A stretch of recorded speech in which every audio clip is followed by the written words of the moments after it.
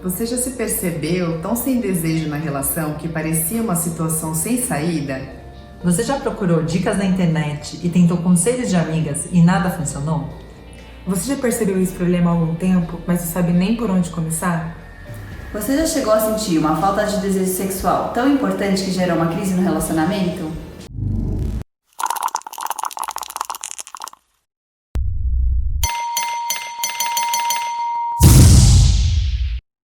Segundo os estudos, cerca de 40% das mulheres têm diminuição do desejo sexual e 15% dos casais vivem em abstinência.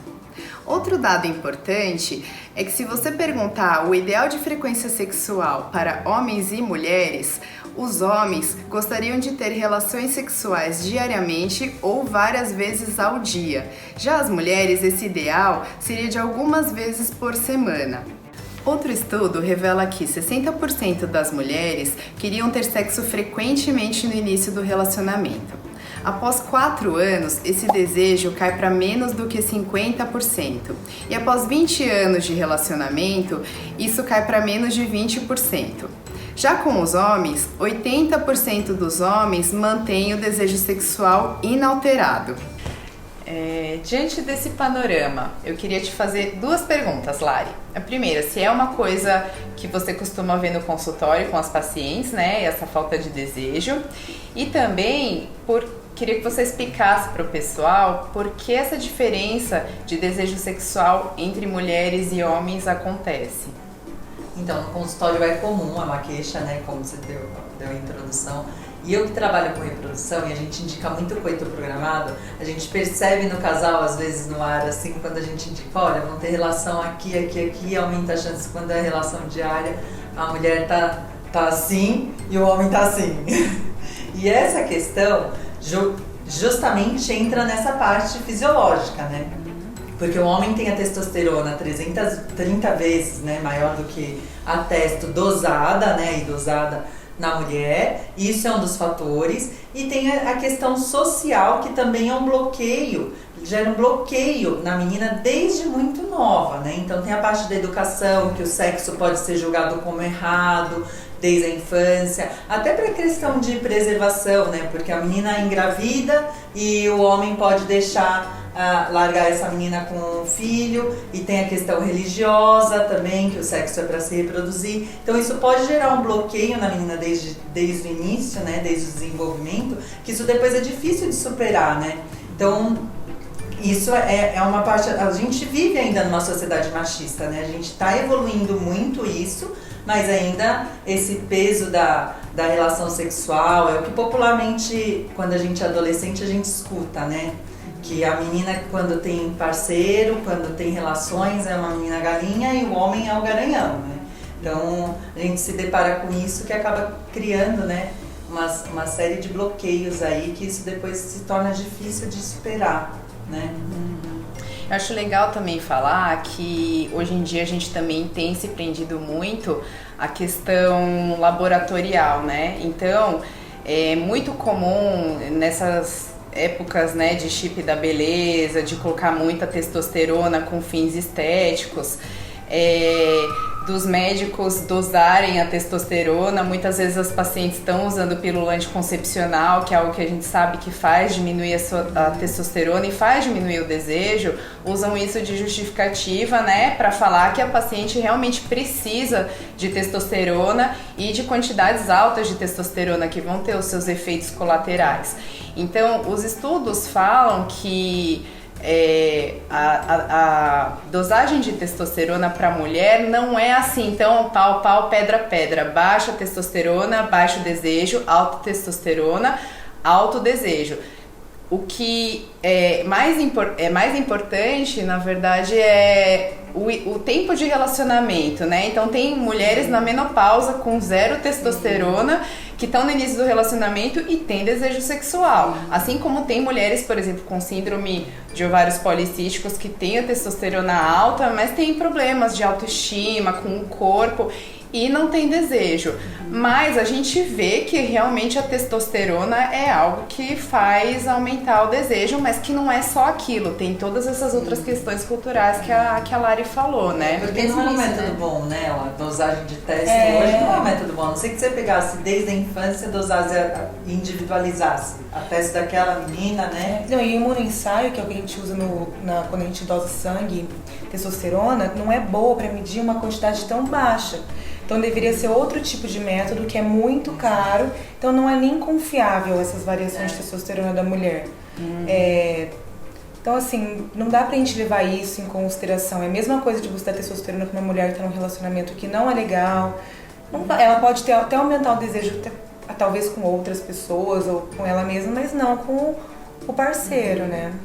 E também a gente nunca deve querer que a testosterona da mulher seja igual ao do homem, porque as mulheres são diferentes dos homens, né? E tem uma sensibilidade muito maior. Então, se você chegar num valor de testosterona de um homem, ela vai ter aumento do clitóris, aumento de pelo, muita acne, muito mais agressividade, então... tem consequências irreversíveis, né? Purificação, a voz, né? Alteração da voz, clitóris. Mas aí com você tem certeza efeito reverso. É um monte de coisa, né? É a dose de testosterona, é a conjuntura mesmo, né? Da vida, do relacionamento, né? Então, assim, da parte laboratorial, em geral, a gente usa muito mais o nível de testosterona para acompanhar o antes e como ficou depois, para também não passar de níveis suprafisiológicos, né? E não para um diagnóstico, né? Bom, acho que desse assunto, né, tá bem esclarecido. E aí eu queria perguntar para a Laís, que é a única mãe entre a gente, né?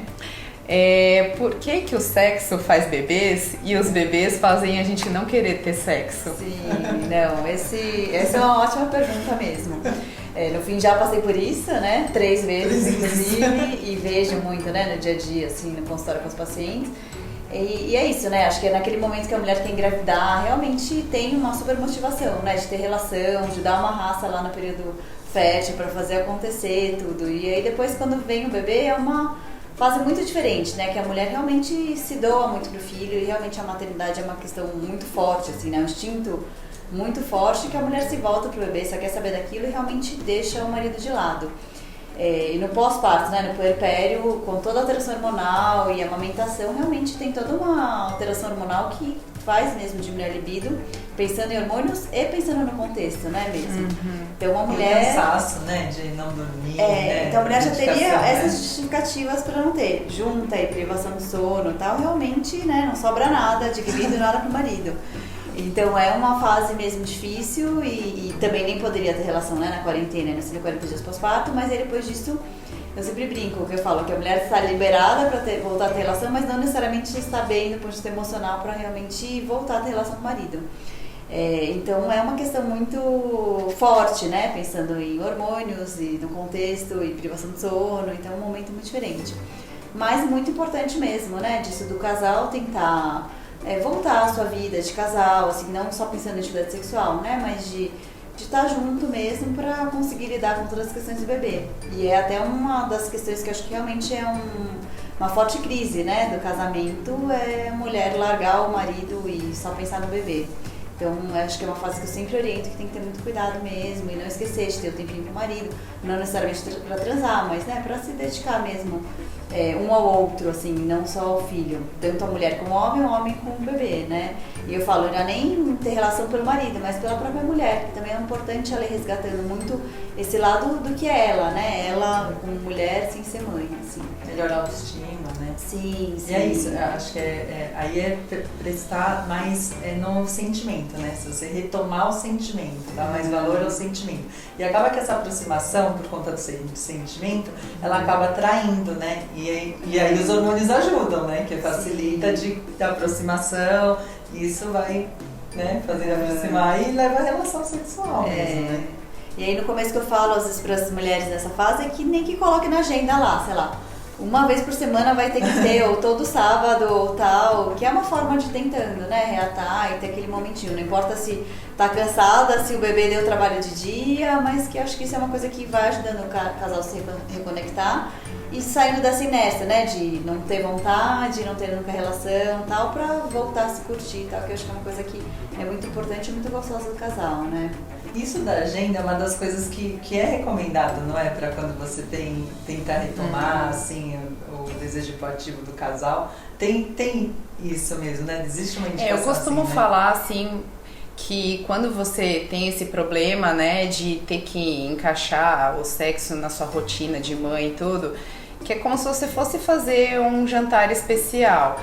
Quando você vai fazer esse jantar, você, lógico, tem que planejar, né, qual que é o cardápio, se você tem que ir no mercado, comprar coisas extras, quanto tempo você vai demorar, é tudo, você tá o dia inteiro ali planejando pra na hora do jantar ter aquele jantar muito gostoso, que todo mundo vai ficar feliz. Então, o sexo seria mais ou menos isso, para você fazer que você tem esse desejo, você fala assim, hoje é o dia que eu vou fazer um sexo legal. Então você já vai pensar na roupa que você vai vestir, você já tá mandando mensagem pro seu marido falando assim, que horas você vai chegar? Porque não adianta você preparar tudo da sua cabeça e de repente nesse mesmo dia ele foi e marcou futebol com os amigos, você vai ficar puto, mas o cara não sabia, né? Não é culpa dele. Então já vai dando aquelas dicas, que horas você vai chegar? Eu tô te esperando, pra dar a entender que vai ter alguma coisa especial, né? E aí o dia inteiro você pensando nisso, planejando, mesmo que no início você começou sem vontade, não tem como não ter muita vontade, né? Eu acho engraçado isso que você falou, né, Laís, dos 40 dias de puerpério também, que quando você fala pra paciente que ela vai ter que ficar 40 dias sem relação, ela quase comemora, não dá pra ser mais, né? Nossa, e assim, na verdade, ela é proibida por questões de saúde do sexo vaginal, né? Então, assim, ela poderia fazer sexo oral, sexo anal, outras brincadeiras se quisesse, mas a maioria até fica feliz de você falar que não pode, né? E isso, de certa forma, é totalmente compreensível, mas você já olhar aquilo como um pesar é uma coisa que pode influenciar, né? Negativo, você vê isso como algo ruim. E todo mundo fala, o homem tem que entender, mas assim, também tem que pensar um pouco no lado do parceiro, eu acho, né? O cara, ele acaba se sentindo rejeitado, porque por ser uma coisa muito forte, os olhos se voltam totalmente pro bebê, né?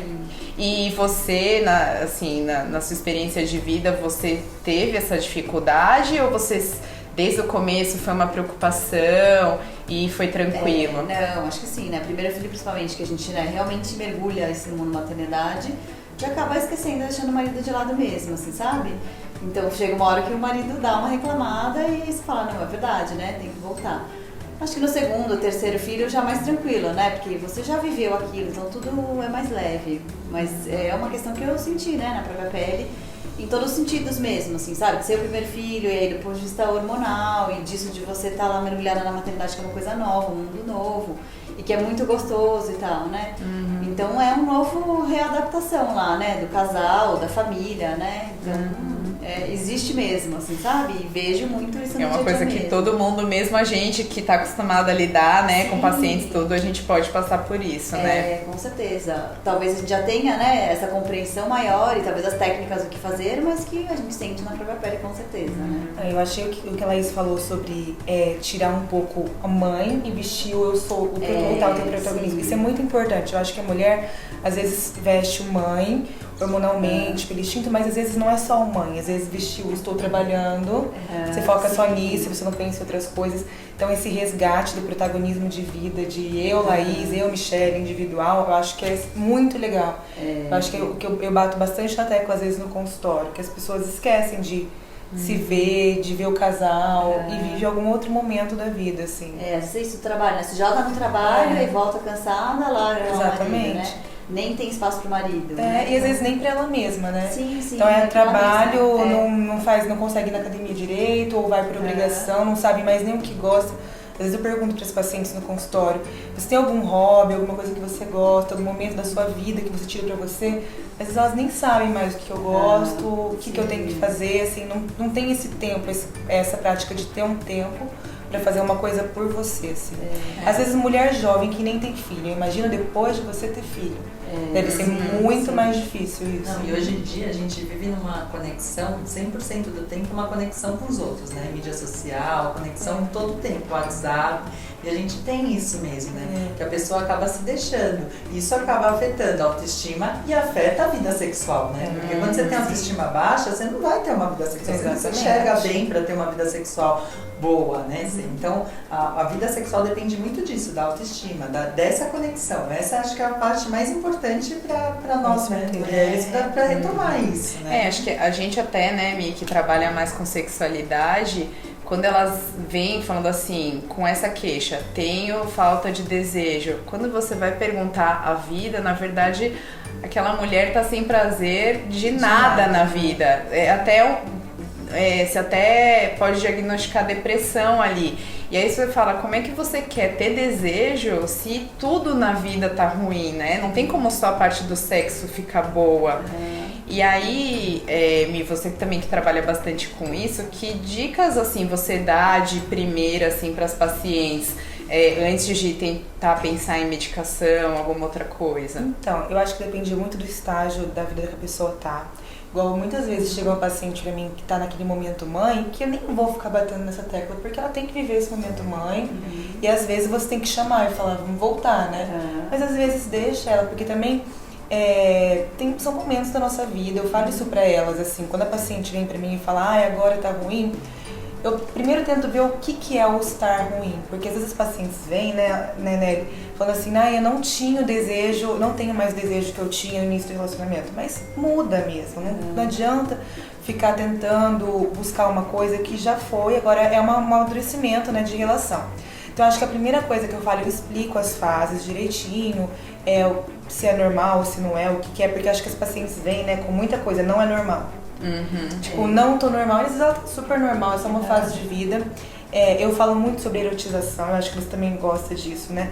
Porque também, quanto mais exposta a um estímulo sexual essa paciente está, essa mulher está, mais sexual ela fica. Então, também tem que pensar um pouquinho, tem que se abrir para estímulos externos. O homem, ele tá exposto a estímulos sexuais todo o tempo. Então, videozinho no WhatsApp, foto, não sei o quê. E mulher não tem isso, mulher não é tão visual. Então, às vezes eu peço para as mulheres tentarem lembrar o que dava, o que deixava ela com desejo, tentar pensar em fantasia ou ler alguma coisa, tentar aumentar realmente essa exposição à erotização, à parte erótica para a mulher. E quando vem pra você aquelas pacientes que são muito religiosas, que acham que tudo é errado, porque a gente sabe, né, dos benefícios da masturbação, de conhecer o próprio corpo, de estar bem com o próprio corpo, de ficar mais à vontade mesmo com o sexo.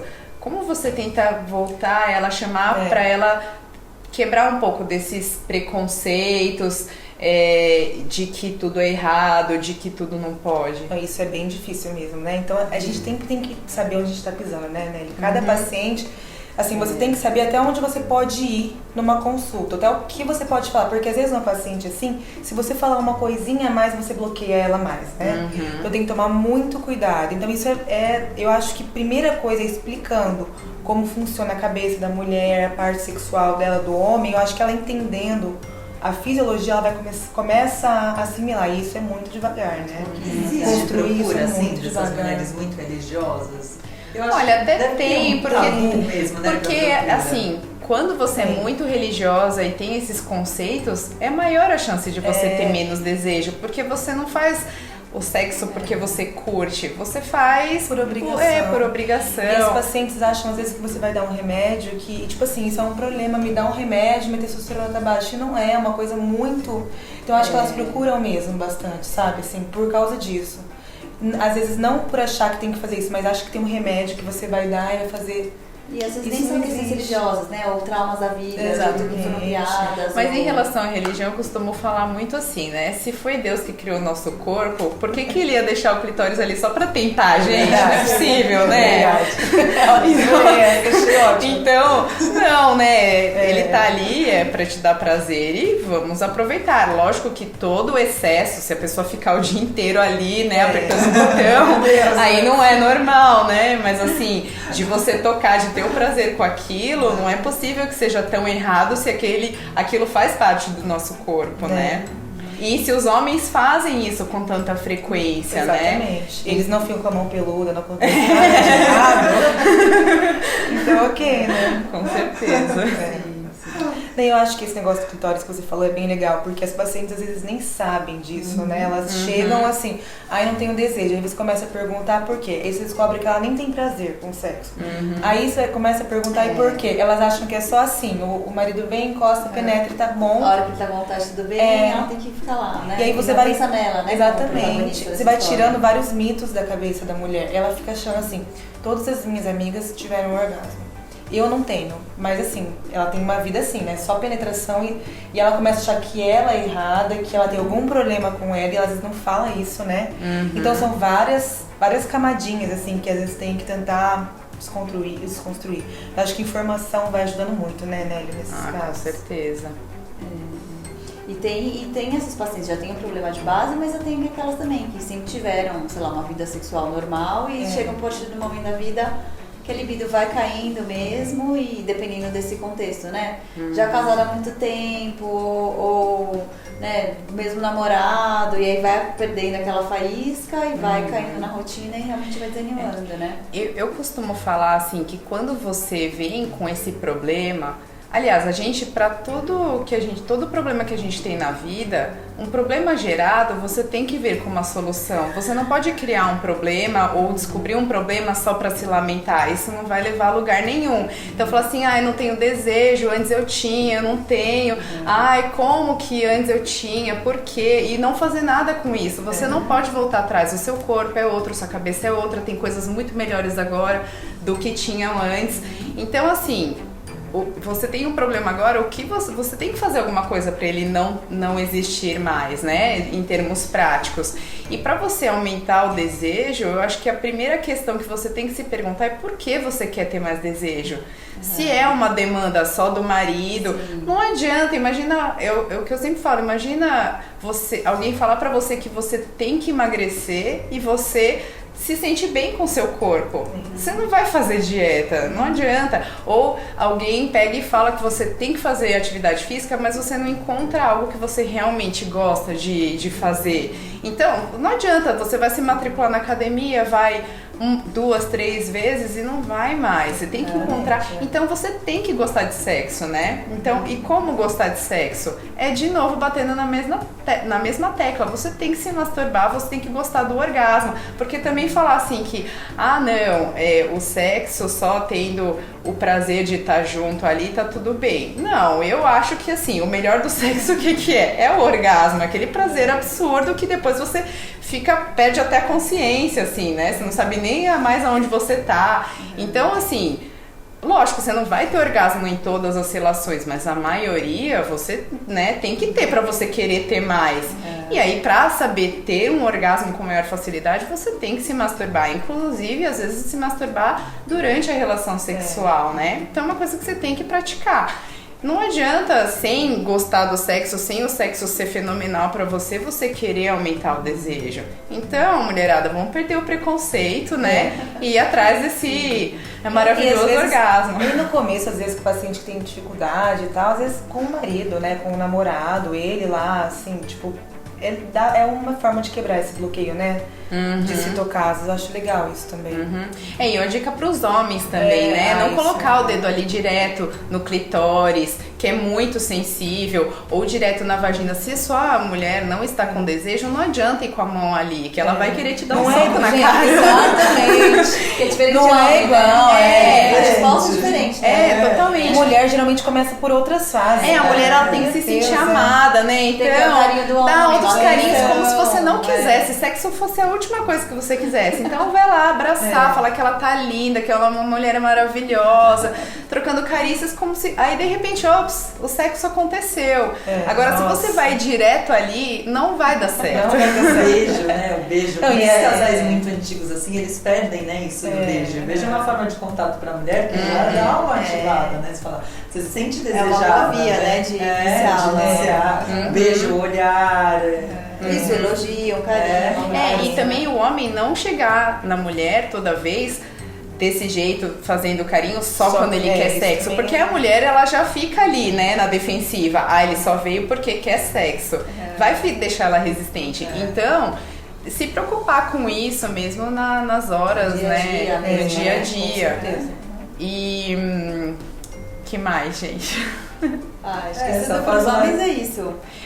Nossa, esse assunto é muito fértil, né? Muito. A gente podia ficar até amanhã. Eu acho que também era legal só também a gente falar um pouquinho de autoestima, né? Porque isso é uma coisa que trava muito a mulher, não ter autoestima.